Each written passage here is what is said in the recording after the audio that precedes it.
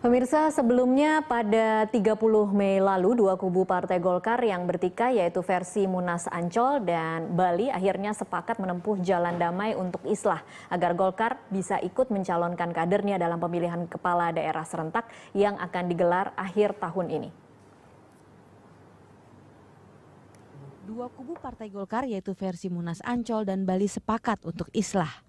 Acara penandatanganan berlangsung di rumah dinas Wapres Yusuf Kala di Menteng, Jakarta Pusat.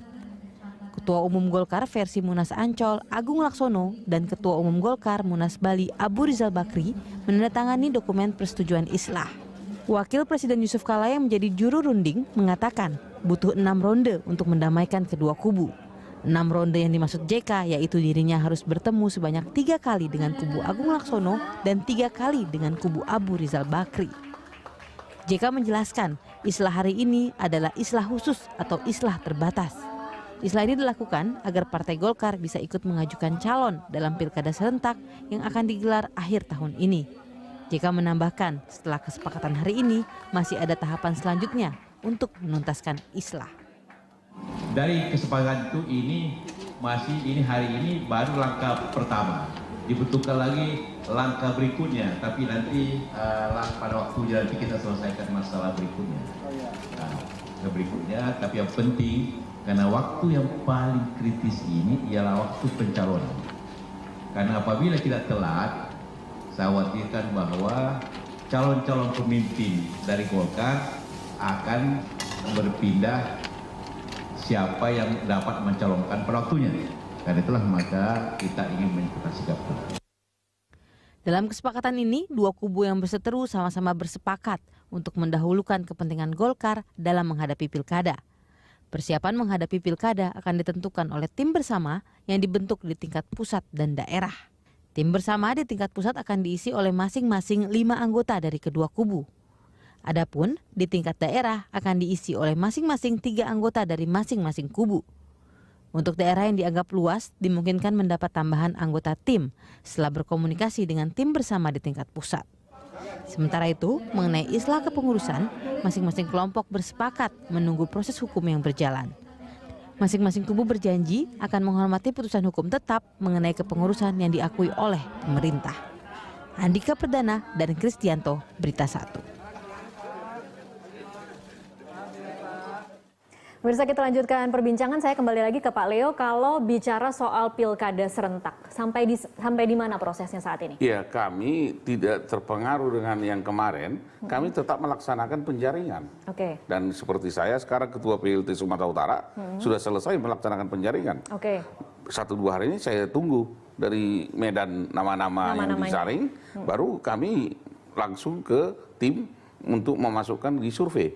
2 minggu baru kami bawa nanti ke TPA, tim penilai akhir yang langsung dipimpin Pak Agung Laksono. Oke. Dengan timnya itu adalah Wakil Ketua Umum, Sekjen, Ketua PP, Ketua Bidang Organisasi, Ketua Bidang Hukum, dan saya sebagai Ketua Korwil. Oke. Jadi Korwilnya itu masuk.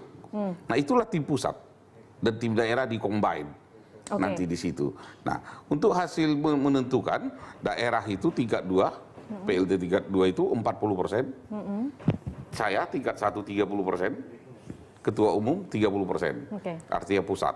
Nah, dalam formasi ini sesuai dengan kami punya tagline suara rakyat, suara Golkar. Bukan suara Golkar, suara rakyat. Dulu dari pusat semua tentunya. Sekarang dari bawah terbanyak 40%. Tingkat 1 30%, 70%. Dari seluruh proses ini Pak Leo, di titik mana kemudian akan dikombin dengan kubu Agung Laksono kalau memang sesuai dengan islah? Ya, pada saat itu ini islah belum titik. Saya jujur saya mengatakan ini, saya tidak mau bohong-bohong. Karena apa? Yang di nomor 4 tadi. Karena bagi kami rapat pleno DPP Golkar memutuskan tidak bisa ditawar-tawar. Yang TKN itu yang punya SK, yaitu Pak Agung Laksono, Zainuddin Amali. Kalau mereka mari ikut. Kami survei, mana yang kalian survei? Kita deal. Tetapi kalau tidak itu udah bisa. Jadi Anda tidak akan terima kalau kemudian yang diakui... Di luar Agung adalah- Laksono dan Zainuddin Amali yang menaikkan tidak bisa kami terima. Ada usulan 4 orang teken, nggak bisa. SK ini atas nama Agung Laksono dan Zainuddin Amali. Di pers saya udah umumkan itu. Oke, saya harus konfirmasi berarti saat ini. Ada pernyataan dari Wasekjen DPP Golkar Samsul Hidayat yang mengaku sudah menemui Agung Laksono untuk meminta agar kesepakatan islah dibatalkan. Apa benar seperti itu? Itu ide saya pertama kali. Baru dari adik saya. Saya yang minta itu dibubarkan karena apa? Sampai di mana sekarang? Apa malam sudah ini, dibatalkan? malam ini kami akan rapat pleno. Jam 19 untuk itu. Nggak usah lagi karena apa? Jangan kita berbohong. Kita damai, islah, enak di telinga. Tetapi tiba-tiba ada penyerangan ke DPP Golkar sampai sekarang polis lain. Ini tidak mungkin. Bagi saya tetap aja kita kepada undang-undang kepartaian. Apa itu? Punya SK, Menhukam, kita punya. Inkrah, sudah. Islah, sudah 87 orang sudah masuk. Namun, atas inisiator Bapak Yusuf Kalla sebagai Wakil Presiden, kita harus hargai. Apalagi mantan ketua umum kita. Maka kami ikut, tetapi yang diajak tidak mau memakai SK kita ini, ya tinggalin, selesai. Ada wacana bahwa nanti malam mungkin akan ada rapat yang kemudian akan membatalkan islah itu. Kita akan mencoba bergabung dengan Sekjen Partai Golkar versi Munas Bali, Idrus Marham yang saat ini berada di Hotel Sangrila Jakarta akan melaksanakan Rapimnas Munas Golkar ke Riau versi Riau ke-8. Selamat malam Pak Idrus. Halo, selamat malam Pak Idrus. Selamat malam, gimana kabar? Iya, kabar baik Pak Idrus. Bisa mendengar dengan jelas ya Pak Idrus? Ya, dengar kedengaran. Pak Idrus, di sini di studio kami telah hadir Leona Baban, Ketua DPP hasil Munas Ancol dan juga pengamat politik Indria Samego. Pertanyaan pertama saya adalah apa tujuannya digelar Rapimnas ke-8 Munas Riau ini? Jadi yang pertama adalah bahwa legal standing yang kita gunakan adalah putusan Pengadilan Negeri Jakarta Utara. Jadi ada putusan provisi di situ menyatakan bahwa sampai adanya putusan yang memperoleh kekuatan hukum tetap, maka DPP Partai Golkar hasil Munas Riau tahun 2009 yang telah mendapat pengesahan Menteri Hukum dan HAM pada tanggal 4 September tahun 2012 dipimpin oleh Abu Rizal Bakri dan Idrus Marham dinyatakan berlaku.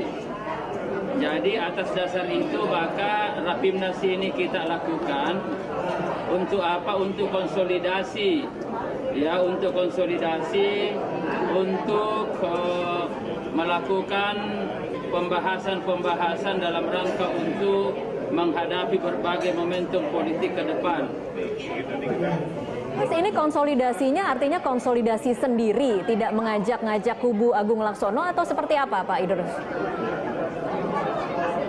Jadi tidak ada kubu di sini karena kita bicara tentang Riau. Ya, kalau ada kubu itu kubu Bali dan kubu Ancol. Kalau bicara tentang Riau tidak ada kubu. Hanya satu kepengurusan Partai Golkar, termasuk saudaraku yang ada di situ, Leona Baban. Jadi kalau bicara masih ada bicara kubu-kubu, itu kita serahkan kepada putusan pengadilan. Nanti siapapun yang diputuskan oleh pengadilan dinyatakan menang, kita hormat. Apakah Bali atau Ancol? Saya kira itu prinsip kita. Jadi kalau ada bicara kubu-kubuan, itu salah kaprah. Baik, Ya, Pak Idrus, yang ada adalah satu kepengurusan Partai Golkar berjuang untuk satu kemenangan. Baik, Pak Idrus, kalau tidak ada kubu, kenapa tidak dilibatkan dalam kepanitiaan untuk Rapimnas ini? Loh, enggak, ini kan kita persiapan beberapa hari karena sedianya kita akan lakukan beberapa hari lagi, tapi ini bulan Ramadan dan kita undang Pak Agung Laksono, kita undang Pak Priyo, dan tadi juga Bang Yoris dan teman-teman yang lain. Ya, jadi saya kira kalau kita merasa Partai Golkar, kenapa kita mau diundang kalau kita mau tahu pengurus? Jadi yang undang siapa? Yang diundang itu adalah orang-orang yang tidak merasa pengurus. Oke. Ya, jadi sekali lagi yang ada Rapimnas ini adalah kepengurusan Riau. Jadi tidak ada kubu-kubuan. Ya, tidak ada Ancol, tidak ada Bali. Masalah Bali dan Ancol biar kita serahkan ke pengadilan aja sesuai dengan kesepakatan kita. Mari kita bicara tentang dulu Riau dulu sambil menunggu putusan apapun. Oke. Kalau misalkan Ancol yang menang, saya hormat kepada saudaraku dan kita ikut kepada saudaraku Leona Baban. Tapi sebaliknya kalau Bali yang menang, kami berkomitmen untuk mengakomodasi Ancol. Ya, itu aja tuh. Jadi saya kira itulah sikap politik yang gentle, sikap politik yang bermartabat, sikap politik yang berdasarkan pada nilai-nilai Partai Golkar, yaitu adalah kesetiakawanan. Panca bakti kita berbunyi begitu. Baik, Pak Idrus ditahan dulu. Saya akan kasih kesempatan ke Pak Leo, kayaknya mau memberikan tanggapan. Ya, saudaraku Idrus Marham, saya senang mendengarkan jawaban saudara. Tetapi kita jangan memaksakan ke... Saya dengan saudaraku Leo nggak pernah ada masalah kan? Jadi kalau kami pribadi nggak ada masalah. Iya, Tetapi udahlah. jadi saudaraku jangan kita melanggar norma fatsun aturan. Saya mau ingatkan, kita benar tidak ada kubu-kubuan kalau tidak ada lagi yang mengatakan yang di Riau. Tetapi cobalah saudaraku jujur, di Riau itu kita sudah demisionirkan. Kita memberikan bendera itu ke pimpinan sidang. Dihidupkan kembali. Dihidupkan lagi. Mana mungkin? Adalah lebih terhormat saudaraku. Rapimnasmu di Sangrila itu kau buat Rapimnas Golkar Abu Rizal Bakri atau Rapimnas Bali. Itu lebih masuk di akal. Sehat manusia. Tetapi kalau dibilang ini Rapimnas yang di Riau, tidak masuk di akal saya itu Pak Idrus. Oke, Anda Pak ini Leo, mantan ditahan ketua dulu. umum Iya, ditahan dulu. HMPI. Oke. Saya juga mantan sekjen ke Makus Goro. Baik, Pak Leo Sama-sama ditahan dulu. aktivis kita. Pak Leo ditahan dulu. Pak Idrus silahkan. Jadi begini saudaraku. Jadi karena ini Bali dengan Ancol lagi bermasalah bersengketa. Ya, dan karena itu supaya tidak ada kekosongan kepemimpinan Partai Golkar, maka pengadilan negeri mengambil putusan provisi itu.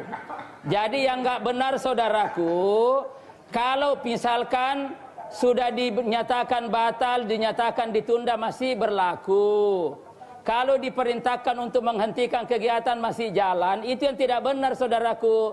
Jadi tetapi pengadilan negeri mengambil putusan ini untuk menghindari kekosongan kepemimpinan Partai Golkar, maka berlakulah DPP Partai Golkar hasil Munas Riau.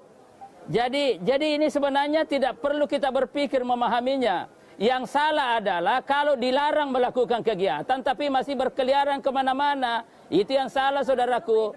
Sebentar, saya akan Gitu, kasih kesempatan jadi Pak saya- Leo mau menanggapi. Yang saya hormati saudara Idrus, saya luruskan. Aduh. Saya luruskan. Kalau kita orang politik, mari kita Halo, undang-undang partai ini politik. kedengaran. Ya, saya luruskan.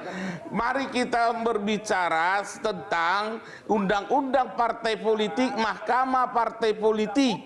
Itulah karena kita domain kita. Jadi jangan pakai undang-undang yang lain. Dan bila PT UN jawabannya dengan PN Jakarta Utara, maka kami sudah banding fatsun politiknya atau peranata hukumnya. Bila kami banding, maka kembali ke dasar, yaitu SK Menhukam. Begitu Pak Idrus. Baik, Pak Leo, Pak Idrus ditahan dulu. Kita akan mencoba memperbaiki sambungan telepon karena mungkin Pak Idrus tidak begitu mendengar. Kita akan break dulu. Iya, Pak Idrus, kita akan mencoba memperbaiki sambungan telepon. Pemirsa, kami akan kembali sesaat lagi.